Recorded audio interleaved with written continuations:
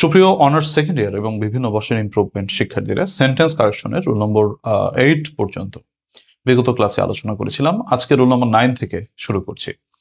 Roll number 9 মূলত হচ্ছে কিছু অর্থগত অসঙ্গতি, মানে অর্থগত কিছু ভুল। কিছু কিছু ক্ষেত্রে আমাদের অর্থের ব্যাপারগুলো একটু মুখস্থ রাখতে হবে। সেটা দেখো, এই শব্দগুলো তোমরা মুখস্থ রাখবে এবং এখান থেকে পরীক্ষা কমন বেঁধে থাকে বিগত বছরের প্রশ্নে। বিগত বছরে আমরা দেখেছি এখান থেকে সমূহ পরিমাণ প্রশ্ন, সমূহ সংখ্যক প্রশ্ন কমন ছিল। সো দেখো 9 নম্বর সূত্র। 9 নম্বর সূত্রটা হচ্ছে অর্থের ব্যাপার। তোমরা বইটা বের করো, যারা আমার কাছ থেকে সুপার শর্ট বুস্টার সাজেশনসটা নিয়েছো, আর যাদের কাছে বইটি নেই তোমরা স্ক্রিনশট দিয়ে রাখতে পারো আপাতত। আচ্ছা দেখো,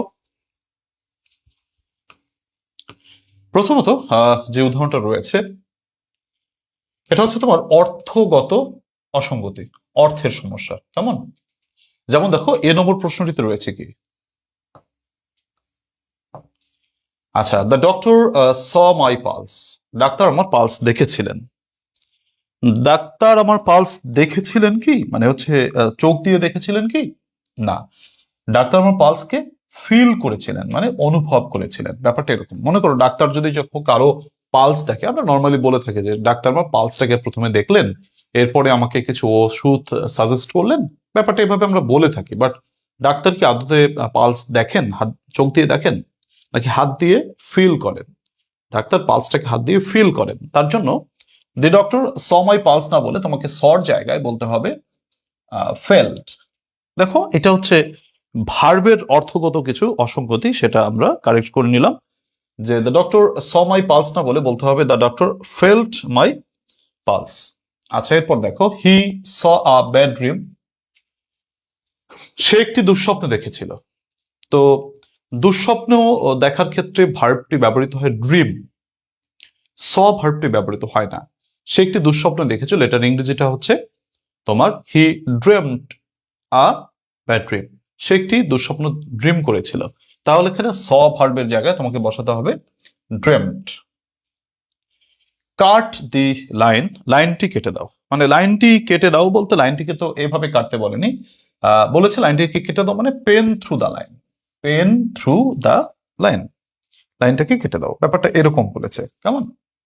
তারপর দেখো, হি গেভ 2 গোলস। সে 2টি গোল দিয়েছিল। তো গোল তো আসলে হাতে হাতে দেওয়া যায় না, গোলটাকে স্কোর করতে হয়। বলতে হবে হি গেভ 2 গোলস না বলে বলতে হবে হি স্কোরড 2 গোলস। তারপরে দেখো, Sachin did 100 runs.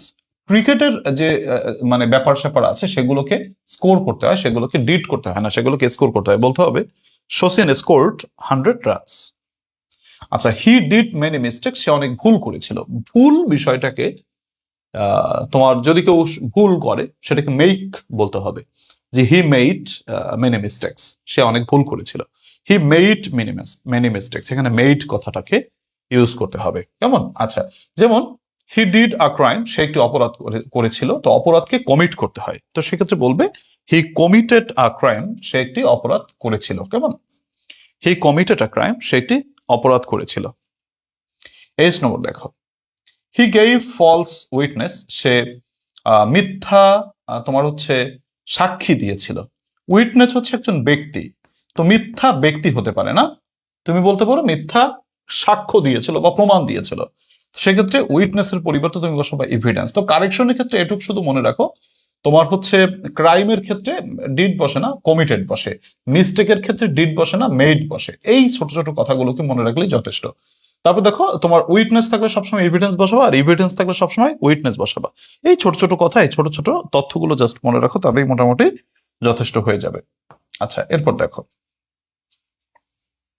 Columbus ডিসইনভেন্টেড America. Invent মানে কি? যখন নিজের হাতে তৈরি করে সেটাকে আমরা ইনভেন্ট বলে থাকি। তো কলম্বাস হচ্ছে আমেরিকা নামক জায়গাটিকে কি ইনভেন্ট করেছিলেন, মানে নিজের হাতে তৈরি করেছিলেন? না, তিনি সেটাকে উদ্ভাবন করেছিলেন। মানে একটা জায়গা ছিল, সেই জায়গাটাকে কেউ তেমন চিনত না, তিনি ওই জায়গাটার নাম দিয়েছিলেন আমেরিকা। তো এর জন্য বলতে হবে যে কলম্বাস ইনভেন্টেড আমেরিকা না বলে বলতে হবে কলম্বাস ডিসকভার্ড আমেরিকা। কেমন? আচ্ছা আচ্ছা, এগুলো মুখস্থ রাখার বিষয়, মুখস্থ রাখবে সবাই। তারপরে দেখো কি আছে, he gave me goodbye. সে আমাকে শুভ বিদায় দিয়েছিল। তো শুভ বিদায় কেউ কাউকে হাতে হাতে দিতে পারে না। শুভ বিদায়কে কি করতে হয়? শুভ বিদায়কে তোমার হচ্ছে বেইট করতে হয়। তার জন্য বলবে যে হি বেইট গুড বাই, সে শুভ বিদায় দিয়েছিল। তারপর দেখো যে he gave me a visit, সে আমাকে একটি ভিজিট দিয়েছিল। তো ভিজিট তো হাতে হাতে দেওয়া যায় না, এটাকে পে করতে হয়। তো বলতে হবে he paid me a goodbye, he paid me a visit, সে আমাকে একটি ভিজিট দিয়েছিল। যেমন M number, he will give the examination, সে পরীক্ষা দিবে। তো পরীক্ষাটা হচ্ছে হাতে হাতে দেওয়া যায় না, পরীক্ষাটাকে সিট ফর করতে হয়। He will sit for the examination, সে পরীক্ষা দিবে। তো এইগুলো হচ্ছে তোমার অর্থগত কিছু ব্যাপার। এই অর্থগত ব্যাপারগুলোকে তোমাদেরকে মুখস্থ রাখতে হবে। তো 9 নম্বর সূত্রে যে বক্সটা রয়েছে আমার বই থেকে তোমরা যারা দেখেছো, সেটা তোমরা কি করবে? তোমরা মুখস্থ করে নেবে। তো 9 নম্বর সূত্রটা থেকে প্রচুর প্রশ্ন কমন বাঁধে, এবং এই যে আমি যে কটা উদাহরণ তোমাদেরকে দিয়েছি, জাস্ট এই উদাহরণগুলোই মনে রাখবে। যারা suggestion super short booster suggestion বইটা নিয়েছো, দেখো বইতে 9 নম্বর সূত্র সুন্দরভাবে লেখা আছে। যারা বইটা নেই তারা স্ক্রিনশট দিয়ে নিশ্চয়ই রেখেছো, তোমরা করতে পারবে। সুপ্রিয় অনার্স দ্বিতীয় বর্ষ অথবা বিভিন্ন বর্ষের ইমপ্রুভমেন্ট শিক্ষার্থীরা, তোমরা একটু আগে যে ক্লাসটি দেখলে বা এখন যে ক্লাসটি দেখলে, ক্লাসের অংশটুকু দেখলে, এটি হচ্ছে আমার একটি প্রাইভেট ব্যাচের খণ্ডিত কিছু অংশ, যেটা তোমাদেরকে কেটে কেটে আমি দিচ্ছি, বিভিন্ন অংশ কেটে। বাট এই পূর্ণাঙ্গ ব্যাচে যদি তুমি ভর্তি হতে চাও, নতুন ব্যাচে যদি ভর্তি হতে চাও, তুমি ভর্তি হয়ে যেতে পারো এবং তোমার পাসটাকে অবশ্যই তুমি নিশ্চিত করতে পারো। তো নতুন ব্যাচে ভর্তির বিষয়ে তোমাদের কিছু তথ্য আমি জানাতে চাই। প্রথমত, আমাদের অনলাইন প্রাইভেট ব্যাচ সম্পর্কে কিছু তথ্যাদি খেয়াল করো, যে আমাদের ক্লাস হবে ফেসবুক প্রাইভেট গ্রুপে। এই যে ক্লাসটা তোমরা পেলে, এটা হচ্ছে ফেসবুক তোমার হচ্ছে প্রাইভেট গ্রুপে আমরা এই ক্লাসগুলো করি লাইভের মাধ্যমে। আমাদের প্রতিটি ক্লাস প্রায় হচ্ছে 1 ঘন্টা থেকে 1.5 ঘন্টার মধ্যে হয়ে থাকে, কখনো কখনো 1.5 ঘন্টার বেশি হয়ে থাকে, টপিকের উপর ডিপেন্ড করে। তো আমি তোমাদেরকে যে ক্লাসগুলো কেটে কেটে দেই সেটা অনেক ছোট বা অল্পক্ষণের ক্লাস, তবে আমাদের ফেসবুকে কিন্তু লাইভে যেহেতু ক্লাসটা হয়, অনেক দীর্ঘ সময় ধরে ক্লাসটা হয়, এবং তোমাদের যে কমেন্ট, তোমাদের যে প্রশ্ন, তোমাদের যে জিজ্ঞাসা, সেটার উপর ভিত্তি করে মূলত ক্লাসগুলো করানো হয়ে থাকে। আমাদের ক্লাস হয় সপ্তাহে 4 দিন এবং মাঝখানে পরীক্ষা হয়ে থাকে। তো তোমরা যদি ক্লাসে বা ব্যাচে ভর্তি হও, তোমরা সপ্তাহে 4 দিন ক্লাস পাবে, এবং পরীক্ষার আগের দিন পর্যন্ত তুমি এই ক্লাসগুলো পাবে। একবার ভর্তি হয়ে গেলে তোমার আর কোনো টাকা দিতে হচ্ছে না, জাস্ট একবার টাকা দিয়ে তুমি ভর্তি হয়ে যাচ্ছ, এবং পরীক্ষার আগ পর্যন্ত তুমি এই ক্লাসগুলো পাচ্ছ। আচ্ছা, এই কোর্সে আমরা প্যাসেজ, গ্রামার, রাইটিং 3টি পার্ট নিয়ে তোমাকে পড়াবো, এবং পরিকল্পিত কোর্স প্ল্যানের মাধ্যমে তোমাকে পড়ানো হবে। আমি যে ক্লাসগুলো নিয়ে থাকি, একটা কোর্স প্ল্যান থাকে, সেই কোর্স প্ল্যানটা ভর্তি হয়ে গেলে তুমি পেয়ে যাবে, ক্লাস প্ল্যানটা পেয়ে যাবে। সেই রুটিনের মাধ্যমে আমি তোমাদেরকে এই 3টি পার্ট, অর্থাৎ প্যাসেজ, গ্রামার, রাইটিং পার্ট তোমাদেরকে কমপ্লিট করিয়ে দেবো ইনশাআল্লাহ। এরপরে যদি আমরা বলি আমাদের চতুর্থ কথা ব্যাচের, সেটা হচ্ছে এই ব্যাচে ভর্তি হলে নিয়মিত ক্লাসের পাশাপাশি, অর্থাৎ তোমাকে যে ক্লাসগুলো আমি করাবো বা ক্লাসগুলো করাই, সেই ক্লাসগুলোর পাশাপাশি তুমি শর্ট সাজেশনস পাবে। অর্থাৎ আমি তোমাদেরকে যে শর্ট সাজেশনসটা দিব, সেই শর্ট সাজেশনস অনুসারেই মূলত আমি তোমাদেরকে পড়াবো। সো তুমি সেটা ব্যাচে ভর্তি হলে পেয়ে যাবে। এখন তোমরা অনেকে দেখা যায় বিভিন্ন কাজে তোমরা জড়িয়ে থাকো, দেখা যায় কেউ কেউ জব করে থাকো, কেউ কেউ বিভিন্ন কাজে ব্যস্ত থাকো। তো তোমরা অনেক সময় দেখা যায় লাইভ ক্লাস মিস যদি হয়ে যায়, ধরো আমি তোমাদের 9টায় লাইভ ক্লাস শুরু করলাম, তুমি 9টায় ফ্রি থাকতে পারলে না, এই লাইভটা কিন্তু তুমি পরবর্তীতে দেখে নিতে পারবে, যেহেতু লাইভটা হচ্ছে শেষ হয়ে যাওয়ার পর সেটা অটোমেটিকলি রেকর্ডেড হয়ে থাকে। সো গ্রুপেই তুমি পাবে। ফেসবুকের নতুন পলিসি অনুসারে 30 দিন পর লাইভ ক্লাসটা ডিলিট হয়ে যায়, তো সেটা আমি পরবর্তীতে আবার পুনরায় আপলোড দিয়ে থাকি, রিআপলোড দিয়ে থাকি, যাতে করে তোমরা সেটা আর কখনোই তোমরা মিস না করো। তো লাইভ যদি মিস যায় তাতেও তোমাদের কোনো প্রবলেম নাই। তোমরা অনেকে জানতে চেয়েছো স্যার ব্যাচের কোর্স ফি কত? কোর্স ফি হচ্ছে 500 টাকা। জাস্ট 500 টাকায় তোমার প্রয়োজন হবে পরীক্ষার আগ পর্যন্ত।